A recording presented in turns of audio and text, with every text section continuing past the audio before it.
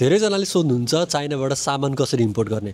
पहिला सामान इम्पोर्ट गर्नको लागि प्रोडक्ट हेर्नु पर्यो। तपाईले आफूले व्यापार गर्न चाहेको प्रोडक्टहरू Alibaba, AliExpress, Taobao, made in China, DHgate जस्ता वेबसाइटहरूमा गएर चेक गर्न सक्नुहुन्छ। यदि तपाईलाई मन परेको प्रोडक्टको सप्लायर भेटियो भनेपछि तपाईले सप्लायरसँग कुरा गरेर कोटेसन वा पीआई मगाउनुहोस्। पीआई मगाउँदा तपाईले एफओबी प्राइस लिने कि ईएक्सडब्ल्यू प्राइस लिने यो कुरा याद गर्नुपर्छ।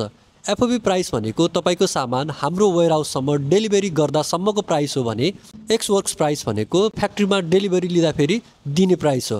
तपाईलाई प्राइस चित्त बुझिसकेपछि अब त्यो पीआईमा रहेको टोटल अमाउन्ट तपाईले चाइनामा पठाउनु पर्यो। त्यो पेमेन्ट तपाईले आफ्नो यूएसडी कार्ड युज गरेर पठाउन सक्नुहुन्छ। यदि त्यो यूएसडी कार्डबाट पेमेन्ट पठाउन इनफ छैन भनेपछि हामीले तपाईलाई त्यो सामानको पेमेन्ट गर्न हेल्प गरिदिनेछौँ। सप्लायरलाई पेमेन्ट गरिसकेपछि अब आउँछ हाम्रो काम।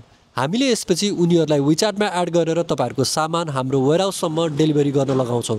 हाम्रो वेयरहाउस ग्वान्जौ र इयु दुईटा ठाउँमा रहेको छ। इयुको वेयरहाउस नजिक हुने फ्याक्ट्रीहरूबाट हामीले इयुमा डेलिभरी लिन्छौँ भनेपछि ग्वान्जौ नजिक हुने फ्याक्ट्रीहरूबाट हामीले ग्वान्जौमा डेलिभरी लिन्छौँ। तपाईको सामान हाम्रो वेयरहाउसमा आइसकेपछि अब हामीले त्यो सामान बाई एयरबाट तपाईलाई नेपालमा पठाउने कि बाई रोडबाट।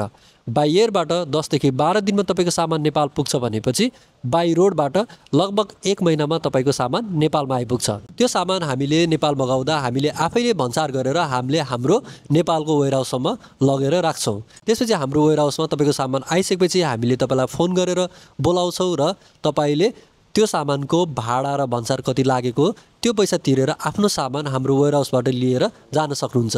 यदि तपाईहरु काठमाडौँ भन्दा बाहिरको व्यापारी हुनुहुन्छ भनेपछि त्यो सामान तपाईलाई कार्गो गरेर पठाइदिने व्यवस्था पनि गरिदिन्छौँ।